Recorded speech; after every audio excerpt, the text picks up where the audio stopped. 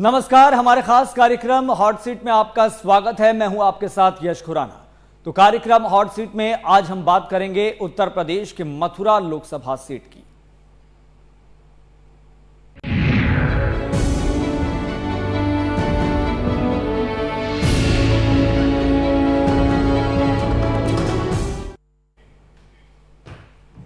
तो मथुरा उत्तर प्रदेश का प्रमुख लोकसभा निर्वाचन क्षेत्र है। मथुरा एक ऐतिहासिक और धार्मिक पर्यटन स्थल के रूप में लोकप्रिय है। तो लंबे समय से मथुरा प्राचीन भारतीय संस्कृति और सभ्यता का केंद्र भी बन रहा है और इससे श्री कृष्ण जन्मभूमि के नाम से भी जाना जाता है। लेकिन राजनीति में कांग्रेस, भारतीय जनता पार्टी और आरएलडी यहां से चुनाव जीतती रही है और इस लोकसभा सीट से बाहरी प्रत्याशी भी चुनाव जीतकर संसद तक पहुंचे हैं। इनमें राजा महेंद्र प्रताप सिंह, जयंत चौधरी और मुंबई की हेमा मालिनी भी चुनाव जीती हैं। लेकिन जैसा कि आप जानते हैं कि हमारे खास कार्यक्रम हॉट सीट में हम 2024 के सियासी समीकरणों को लेकर बात कर रहे हैं। एक एक लोकसभा सीट पर हम चर्चा करते हैं, आपको बताते हैं कि आज इस सीट पर किस तरह का सिनेरियो बन रहा है।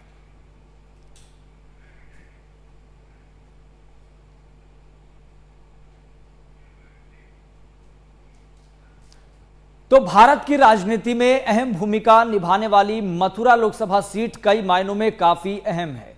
इस सीट पर चुने गए सांसदों की बात अब आपको बताते हैं। तो चौधरी तेजवीर सिंह ने 1996 में जीत हासिल की, जैसे कि आप डेटा भी देख पा रहे हैं। तो 2004 तक वे मथुरा से सांसद रहे, जिसके बाद साल 2004 के लोकसभा चुनाव में राजा मानवेंद्र सिंह ने जीत हासिल की और उसके बाद साल 2009 में जयंत चौधरी ने जीत हासिल की। वहीं आपको एक और चीज बताते हैं। तो लोकसभा चुनाव 2014 में बीजेपी प्रत्याशी हेमा मालिनी ने जीत हासिल की और एक और महत्वपूर्ण जानकारी ये भी, जिसके बाद 2019 के चुनावों की बात करें तो उन्हें लोगों का साथ मिला और उन्होंने एक बार फिर से जीत हासिल की। तो कुछ डेटा आपको बता रहे हैं 2014 का, 2019 का, 2004 से लेकर 2009 तक का, और स्थितियां हर 5 साल बाद कैसे बदलती चली गई। कभी आरएलडी के पास तो कभी दूसरी पार्टी के पास। लेकिन 2014-2019 स्थितियां बिल्कुल विपरीत हो गई।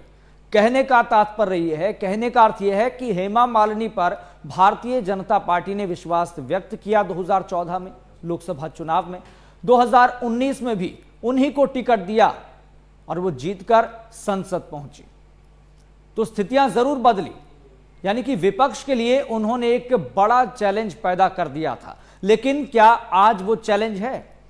ये बात एक अलग है कि बीजेपी ने एक बार फिर से हेमा मालिनी पर ही विश्वास जताया है, उन्हीं को टिकट दिया है और महज कुछ दिन पहले ही वीडियो भी वायरल हुआ उनके नामांकन दाखिल करने का। इस दौरान सीएम योगी आदित्यनाथ भी मौजूद रहे और उत्तर प्रदेश भारतीय जनता पार्टी इकाई के तमाम बड़े नेता भी इस दौरान मौजूद रहे थे।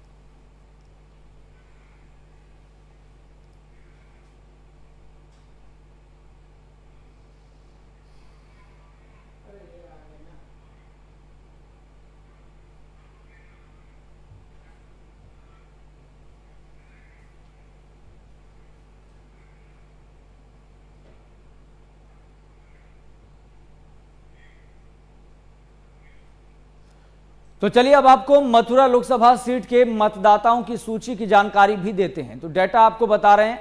तो आंकड़ों के मुताबिक मथुरा लोकसभा सीट पर कुल मतदाता 19,23,263 है, जिनमें पुरुष मतदाताओं की संख्या की बात करें तो 10,28,840। महिला मतदाताओं की बात भी आपको बताते हैं तो 8,94,362 और अन्य मतदाता 61।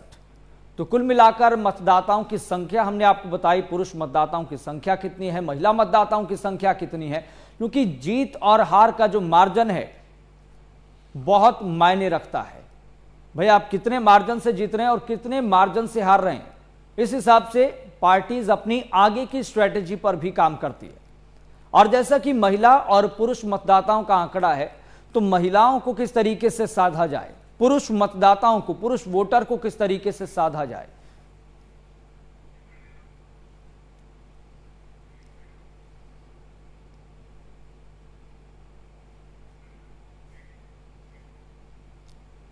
तो आइए अब आपको वीवीआईपी लोकसभा सीटों की श्रेणी में शामिल मथुरा लोकसभा सीट पर 2019 में हुए चुनावी परिणामों के बारे में भी आपको बताते हैं, एक नजर डालते हैं। 2019 में बीजेपी प्रत्याशी हेमा मालिनी को 6,67,342 वोट मिले थे। तो डेटा आप बहुत ज्यादा गौर कीजिए, क्योंकि आज का सिनेरियो इससे आपको कहीं ना कहीं थोड़ा बहुत पता लग पाएगा, आप अंदाजा लगा पाएंगे। तो बीजेपी प्रत्याशी हेमा मालिनी को 2019 में 6,67,342 वोट मिले। तो वहीं दूसरी तरफ दूसरे नंबर पर रहे आरएलडी प्रत्याशी कुंवर नरेंद्र सिंह को 3,77,319 वोट मिले। और यहां पर आप सीधे तौर पर समझ पा रहे हैं, देख पा रहे हैं कि हेमा मालिनी का जीत का मार्जिन 2019 में कितना था। और स्वाभाविक है कि अब आरएलडी का जो गठबंधन है वो भारतीय जनता पार्टी के साथ हो गया है, यानी कि एक चैलेंज तो भारतीय जनता पार्टी ने किनारे कर दिया। और अब बीजेपी का फोकस इस सीट पर यह है कि महिला मतदाताओं को कैसे साधा जाए। और जीत का जो मार्जिन रहा है हेमा मालिनी बीजेपी प्रत्याशी का, चाहे 2014 की बात आप देखिए, चाहे 2019 की बात आप देखिए, उन्होंने जीत हासिल की, वो विजयी हुई और सदन पहुंची। 2014 का भी चुनावी परिणाम आपको बता रहे हैं। तो आरएलडी को 1,43,890 वोट मिले और खुद जयंत चौधरी जो कि आरएलडी प्रमुख हैं, उनको हार का सामना करना पड़ा। लेकिन इस बार उन्होंने भारतीय जनता पार्टी से हाथ मिला लिया है। वो गठबंधन में है, नेशनल डेमोक्रेटिक अलायंस के साथ हैं। और इसलिए हम बार बार आपको बता रहे हैं कि भारतीय जनता पार्टी ने अपने सामने जो एक बड़ा चैलेंज था उसको तो किनारे कर दिया है, यानी कि आरएलडी के साथ गठबंधन करके उनको न केवल उनकी मनचाही सीट अलॉट की गई, उनका रास्ता भी साफ हो गया। और अब आपको 2009 का भी चुनावी परिणाम बताते हैं। देखिए, 2014 में स्थितियां बदली थी, लेकिन 2009 की स्थिति आप देखिए। आरएलडी प्रमुख जयंत चौधरी, जीत उन्होंने हासिल की, 3,80,000 के आसपास उनको वोट मिला। तो 2009 में आरएलडी प्रमुख जयंत चौधरी ने जरूर इस सीट से जीत हासिल की थी, लेकिन 2014 में और 2019 में स्थितियां बदली। और बीएसपी का आंकड़ा आप देखिए 2019 के लिहाज से, 2009 के लिहाज से, तो बीएसपी को भी अच्छा खासा वोट मिला। 2,10,257 वोट बीएसपी के प्रत्याशी को मिले। तो वहीं कांग्रेस के प्रत्याशी को 85,418, लेकिन हार का सामना मानवेंद्र सिंह को करना पड़ा। 2009 का डाटा आपको बता रहे हैं। और इसी हिसाब से एक बड़ा कंपैरिजन किया जाए तो 2024 में क्या स्थितियां बदलने वाली हैं? क्या एक बार फिर से हेमा मालिनी जीत की हैट्रिक लगाने वाली है?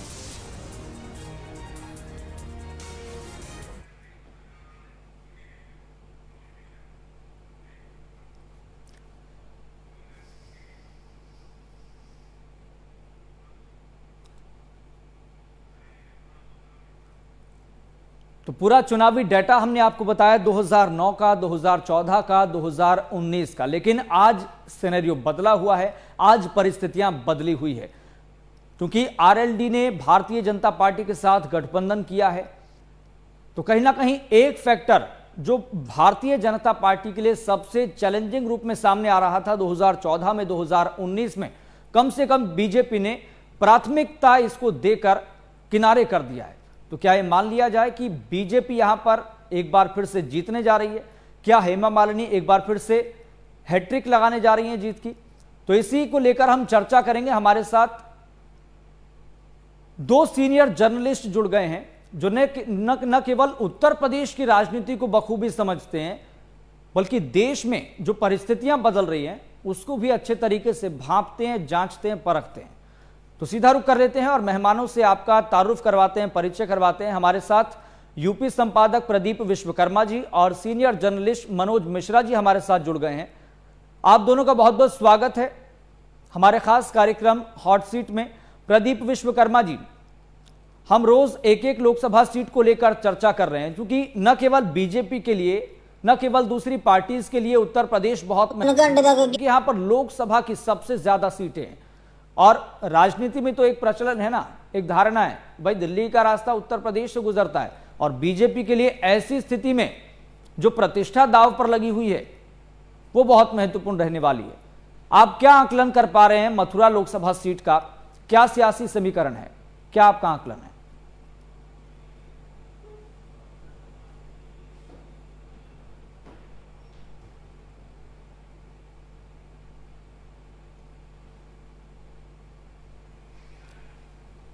प्रदीप जी, आपकी आवाज हम तक नहीं पहुंच पा रही है, कुछ टेक्निकल ग्लिच है आपके पास। एक बार फिर से हम लौटेंगे और चर्चा हम करेंगे, लेकिन दर्शकों को लगातार चुनावी डेटा एक बार फिर से बता देते हैं कि मथुरा लोकसभा सीट का फिलहाल सियासी समीकरण क्या है।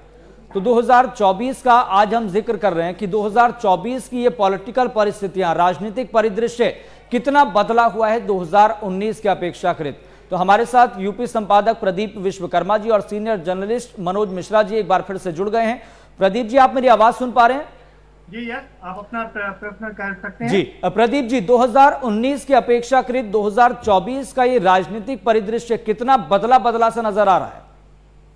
देखिए, बहुत ज्यादा बदलाव नहीं दिखाई दे रहा है। जिस तरह से इंडिया गठबंधन को एकजुट होना चाहिए था, हालांकि काफी हद तक एकजुट हो गए हैं, उसमें थोड़ा क्रेडिट भी जाता है, थोड़ा डिसक्रेडिट जाता है।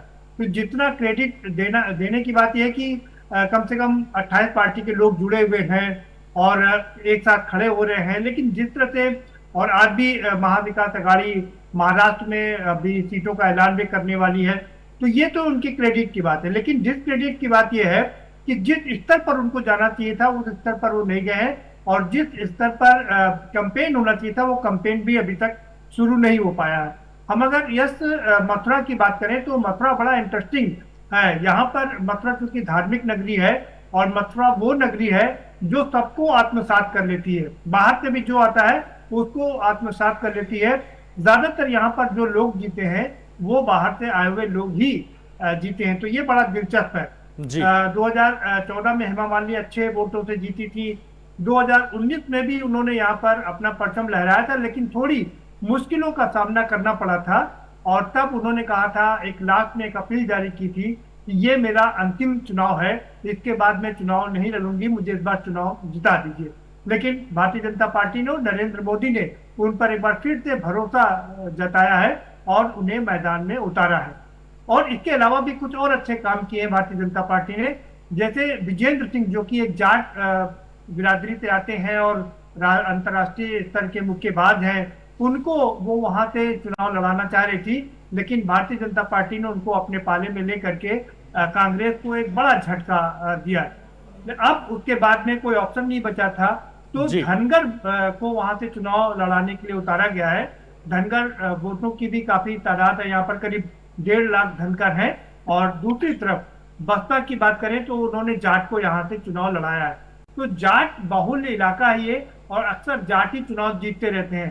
हालांकि हेमा मालिनी जाट नहीं है, वो तमिलनाडु से आती है, लेकिन उनके हस्बैंड धर्मेंद्र क्योंकि जाट हैं और पिछली बार उन्होंने यहाँ से कैंपेन भी किया था, तो लड़ाई बड़ी दिलचस्प होने जा रही है यहाँ पर। यस, बिल्कुल प्रदीप जी, बहुत महत्वपूर्ण पॉइंट आपने रखे हैं। इन्हीं पॉइंट्स को लेकर हम कुछ सवाल मनोज मिश्रा जी से पूछेंगे।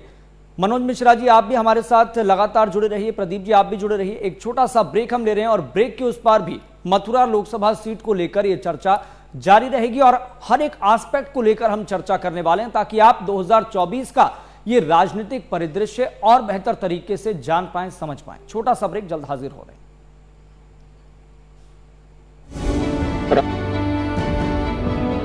तो तक थोड़ा नशा उतर जूगा है।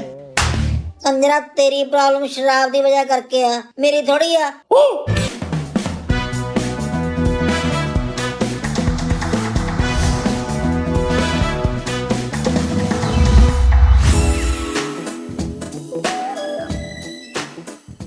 ले भी काली नहीं करनी, गड्डी लिमिट च ही चलाउणी आ है। ठीक है जी, वाइफ नूं मिलन जा रहे लगदे हो। आहो, 40 की स्पीड ही रखी। ठीक है जी, मत मार रखी है, ऐसे करके मैं ब्याह नहीं कराउंदा। किन्ने बच्चे जी थोड़े? 12। 12? स्पीड 60 दी करती। हाँ जी हाँ जी, करदा सेट जी, करदा जी। वैसे जी कल्ली जनानी वास्ते 12 बच्चे सामने बहुत औखे आ। जनानियां भी 4 ने। 4? स्पीड 80 दी होगी। हाँ जी हाँ जी हाँ जी।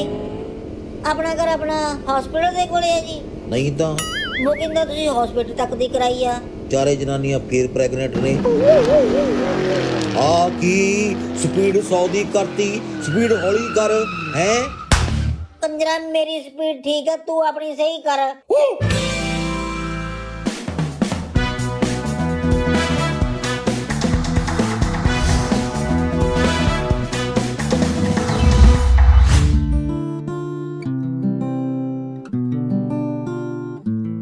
ਜੀ ਆਪਣਾ ਇੱਥੇ ਸ਼ਰਾਬੀਆਂ ਨੂੰ ਸੈੱਟ ਕਰਨ ਲਈ ਜਿਹੜੀ ਪੋਸਟ ਨਿਕਲੀ ਸੀ ਉਹ ਭਰ ਗਈ ਕਿ ਖਾਲੀ ਆ ਹਲੇ? ਪੋਸਟ ਤਾਂ ਖਾਲੀ ਆ, ਪਰ ਤੇਰਾ ਕੋਈ ਐਕਸਪੀਰੀਅੰਸ ਹੈਗਾ, ਤਜਰਬਾ? ਐਕਸਪੀਰੀਅੰਸ ਤਾਂ ਨਹੀਂ ਹੈਗਾ ਜੀ, ਪਰ ਆਪਾਂ ਤਜਰਬਾ ਦਿਖਾ ਦਿੰਨੇ ਆ। ਬਾਹਰ ਅੰਦਰ ਹੀ ਆ ਗਈ। ਆਹੋ ਅੰਦਰ ਹੀ ਆ। ਹੁਣੇ ਲੋ ਐਕਸਪੀਰੀਅੰਸ। ਆ ਕੀ ਬਾਹਰ ਦਾ ਦਰਵਾਜ਼ਾ ਖੋਲ ਕੇ ਅੰਦਰ ਚਲਾ ਗਿਆ, ਪਤਾ ਨਹੀਂ ਕੀ ਕਰੂਗਾ ਹੈ। ਆ ਦੇਖੋ ਜੀ, ਜਿਹੜਾ ਸਭ ਤੋਂ ਵੱਧ ਰੌਲਾ ਪਾਉਂਦਾ ਸ਼ਰਾਬੀ, ਉਹਨੂੰ ਏਦਾਂ ਚੱਕਣਾ ਮੋਢੇ ਤੇ ਏਦਾਂ ਚੱਕ ਕੇ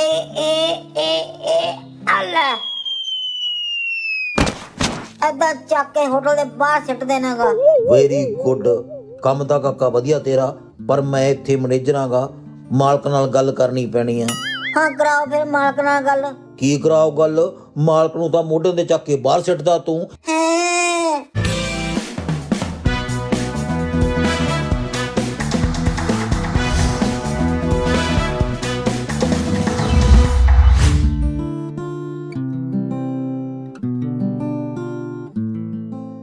यार जे बंदे दे मन ਨੂੰ ਸ਼ਾਂਤੀ ਮਿਲ ਜੇ, ਪੈਸਾ ਮੈਟਰ ਨਹੀਂ ਕਰਦਾ ਸ਼ੇਰੂ। ਮੇਰੇ ਨਾਲ ਬਿਜ਼ਨਸ ਦੀ ਗੱਲ ਕਰੋ, ਫालतू ਗੱਲਾਂ ਲਈ ਮੇਰੇ ਕੋਲ ਟਾਈਮ ਨਹੀਂ ਹੈਗਾ। 1 ਮਿੰਟ ਫੋਨ ਆ ਗਿਆ। ਹੈਲੋ, ਹਾਂਜੀ ਕੀ ਹੋਇਆ ਡੀਲ ਦਾ? ਨਵੇਂ ਸਾਲ ਦੀ ਪਾਰਟੀ ਕਰਨੀ ਆ? ਮੇਰੇ ਕੋਲ ਟਾਈਮ ਨਹੀਂ ਹੈਗਾ ਪਾਰਟੀ ਪੂਟੀ ਨੂੰ। ਪਾਰਟੀ ਕਰਨੀ ਆ ਯਾਰ ਥੋੜਾ ਟਾਈਮ।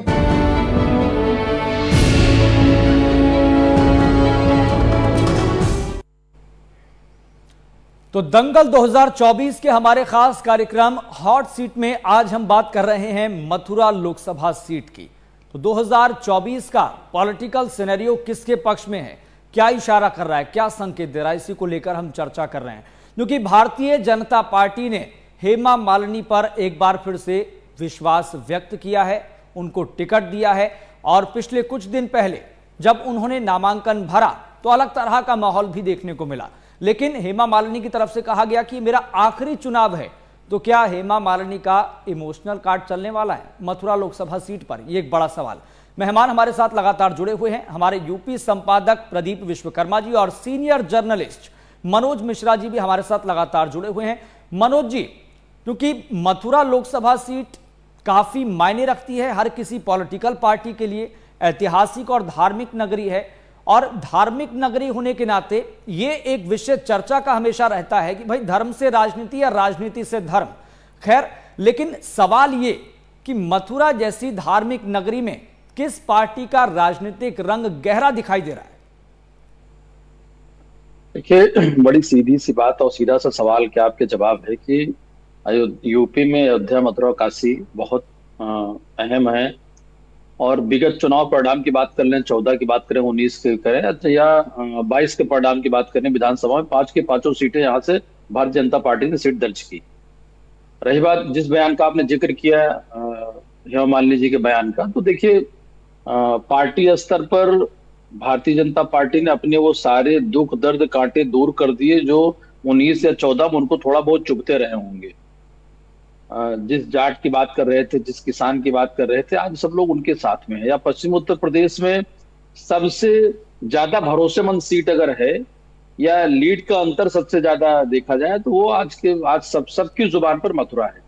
अब 14 के में लगभग 3.5 लाख का अंतर, 19 में लगभग 7,000 कम कर दें तो लगभग 3 लाख का अंतर, और दूसरे नंबर पर वहां रालोद हुआ करती थी। अगर आप जैसे चूंकि हम लोगों के आने से पहले आपने जिस तरीके सारे समीकरण, सारे ग्राफ बताया, उस ग्राफ की मैं बात कर लूं तो 91 से लेके अगर रालोद को या 2 बार हम हटा दें तो लगातार भारतीय जनता पार्टी यहाँ जीत दर्ज करती रही। तो हेमा मालिनी के लिए रास्ता बहुत मक्खन जैसा, मक्खन, चूंकि मथुरा और मक्खन की बात ना करें तो बात अधूरी रह जाती है। जातीय समीकरण में बात करें, जैसे अभी हमारे मित्र बड़े भाई प्रदीप जी कह रहे थे, तो चाहे वो जाट की बात कर लें, मुस्लिम आबादी की बात कर लें, तो लेकिन सारे समीकरण 2022 के विधानसभा चुनाव 5 की 5 सीटें भारतीय जनता पार्टी के पक्ष में गई।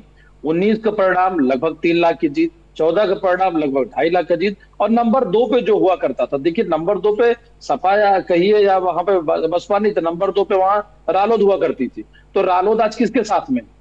इसलिए जीत का अंतर बढ़ेगा।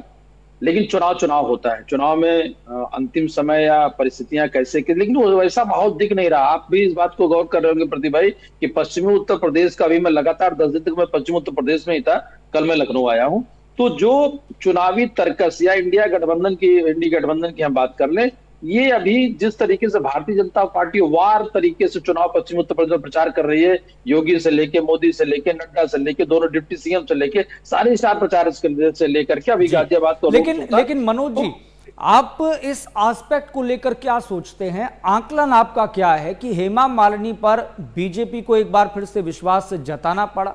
क्या डेवलपमेंट इसके पीछे वजह माने, या फिर विनेबिलिटी चांस 2014 2019 को देखते हुए क्या आप कारण मानते हैं? आरएलडी अब बीजेपी के साथ है, गठबंधन में है, क्योंकि रास्ता साफ हो गया है, क्योंकि आरएलडी का अच्छा खासा वोट बैंक यहां पर था, वोट कटवा की भूमिका पहले निभाती रही है आरएलडी, तो क्या परेशानी कांग्रेस के लिए है ये बड़ी? नहीं, देखिए कांग्रेस उत्तर प्रदेश में 89 के या 90 या 2004-2009 जब उनकी यूपीए गठबंधन की सरकार थी, तब भी वो बहुत परेशानी के सबब या ऐसा हाइप नहीं दे पाए थे उत्तर प्रदेश में कि उनके बारे में ये कहा जाए कि साहब, अब आप देखिए भारतीय जनता पार्टी जहां 80 में 73 की बात करती है, 80 में 80 की बात करती है, 80 में 62 सीटें जीत जाती है, और लगातार 2 बार। तो मैं जो आपको बताने की कोशिश कर रहा हूं, चुनावी तैयारियां, देखिए समीकरण की बात कर लें तो आपने जो रालोद के गठबंधन की बात की, वो समीकरण है, बाकी चीजें उनके फेवर में। कांग्रेस के लिए की जो चर्चा की बात, मैं फिर कहूंगा, कांग्रेस की इंडी गठबंधन की तैयारी उत्तर प्रदेश ही नहीं पूरे देश में बहुत आधी अधूरी है। उनके दौरे, उनके बूथ का जो परसेप्शन है, उनकी मीटिंगें, उनके ब्लॉक स्तर की, जबकि 5 राज्यों के विधानसभा चुनाव परिणाम आने के बाद भारतीय जनता पार्टी पूरे मोड में, पूरे देश में चुनावी मोड में चली गई थी। दूसरा सवाल जो आपका कैंडिडेट को लेकर मैं बताना चाहूंगा, उत्तर प्रदेश में योगी और देश में मोदी, अभी भी कैंडिडेट को लोग वोट देते समय नहीं देखते हैं, बल्कि उत्तर प्रदेश में लोग योगी को देखते हैं और देश में लोग मोदी को देखते हैं। ये क्या आप सोचिए, 51 जब पहले राउंड में भारतीय जनता पार्टी ने, प्रदीप भाई, जब सीटें डिक्लेयर की, अभी 12 वो प्रमुख सीटें डिक्लेयर नहीं है, जिसमें प्रयागराज हो गया, आपका कन्नौज हो गया, या मैं गाजीपुर की बात कर लूं, या मैं फूलपुर की बात कर लूं, लेकिन उसके बावजूद भी अब सीट रिपीट करने के मामले के बताएं तो एक वाकया आपसे, चुनावी वाकया है, जब स्वयं प्रसाद मौर्य और दारा छोड़ करके पार्टी जाते हैं तो बहुत सारे प्रत्याशियों को टिकट कटने थे और कटते रह गए, उनको रिपीट करना पड़ा। वही स्थिति अभी हम लोगों ने उत्तर प्रदेश में देखी कि जो 51 सीटों को पहले राउंड में उत्तर प्रदेश की सीटें घोषित की गई, उसमें 70% टिकटार्थी जो थे उनको उन्होंने रिपीट किया। लेकिन जहां तक बात कर ले मालिनी की या बात कर ले मथुरा की सीट पे कैंडिडेट, मैं कह रहा हूं, फिर मायने नहीं रखता है। लखनऊ, मथुरा, गाजियाबाद, बनारस, कुछ ऐसी सीटें जो भारतीय जनता पार्टी किसी को भी लड़ाएगी तो जीत जाएगी, क्योंकि समीकरण उसके हाथ में है, वोटों का जो ध्रुवीकरण उसके हाथ में है। और फिर सारी बातों के बावजूद उत्तर प्रदेश, ये बड़ी बात आप कह रहे हैं, बिल्कुल ये बड़ी बात आप कह रहे हैं मनोज जी। उत्तर प्रदेश में योगी और देश में मोदी। आप खुद भी पंजाब में या बाकी जगहों पे चर्चा करिए तो लोग कैंडिडेट की बात नहीं करते, वो बात करते हैं मोदी की, बात करते हैं योगी की, बात करते हैं कमल के निशान। जी प्रदीप विश्वकर्मा जी, आपका क्या मानना है, क्या नजरिया है? क्योंकि परिस्थितियां दिनों दिन बदल रही है, आरएलडी अब बीजेपी के साथ है, हेमा मालिनी पर विश्वास करने के पीछे क्या कारण आप मानते हैं? और दूसरा पॉइंट यहां पर ये, पीएम नरेंद्र मोदी अलग अलग राज्यों में जा रहे हैं, चुनावी प्रचार कर रहे हैं, वो एक ही बात कह रहे हैं इंडिया अलायंस को लेकर कि भाई उनके पास तो अपना उम्मीदवार है, लेकिन वो बार बार अपने उम्मीदवारों को बदल रहे हैं इस डर से कि भाई किसको सामने खड़ा किया जाए हमारे बीजेपी के उम्मीदवार के सामने। तो ये नैरेटिव क्या कांग्रेस को कमजोर कर रहा है, इंडिया अलायंस को कमजोर कर रहा है? देखिए, ये 2 चीजें बहुत साफ है। मनोज जी ने जो कहा वो बिल्कुल साफ कहा। पिछले 2019 के चुनाव में मोदी जी ने साफ कह दिया था कि आपका एक एक वोट जो पड़ेगा वो मोदी के नाम पर पड़ेगा और मोदी को मिलेगा। लोगों ने वोट दिया, एतबार किया और उनको वोट दिया। 303 के पार लगाया, 303 सीटें उनको दिलाई। लेकिन अब परिस्थितियां बदली हैं और ऐसा नहीं क्योंकि 10 साल का समय हो गया है और मोदी जी कह रहे हैं कि हम जो गारंटी देते हैं वो गारंटी पूरा करने की गारंटी देते हैं। इस बात में कोई तक नहीं, तमाम सारे काम हुए, लेकिन बहुत सारे वादे ऐसे भी हैं जो पूरे नहीं हुए हैं, जो विपक्ष सवाल खड़े कर रहा है। तो ऐसे में उन चुनौतियों से भी जूझना पड़ेगा। दूसरी चीज, आरएलडी की बात करें, कोई शक नहीं है कि आरएलडी को अपने पाले में ला करके भारतीय जनता पार्टी ने एक बड़ा गेम चेंजर यहाँ पर साबित किया है अपने आप को, और विजेंद्र को भी अपने पाले में ला करके कांग्रेस को और विपक्षी दल को करीब करीब मृत प्राय कर दिया है। लेकिन विपक्ष भी इस बार लगा हुआ है।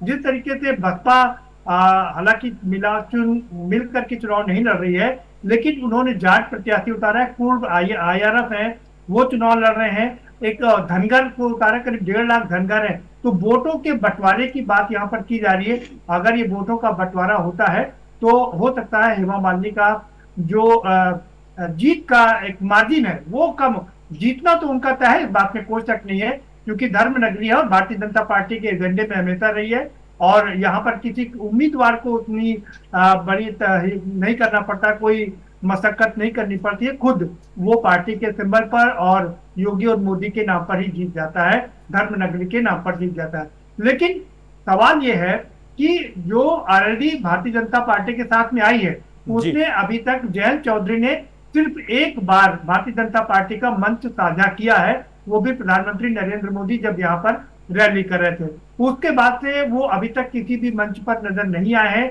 उनका जो रोड शो हो रहा है वो भी अकेले कर रहे हैं, क्योंकि उनको डर सता रहा है कि अगर वो भाजपा के साथ ज्यादा कदम ताल मिला करके चलेंगे तो शायद उनका जो मुस्लिम वोट है वो नाराज हो जाएगा। उनके एक राष्ट्रीय सचिव, राष्ट्रीय उपाध्यक्ष भी उनका साथ जो छोड़ करके जा चुके हैं।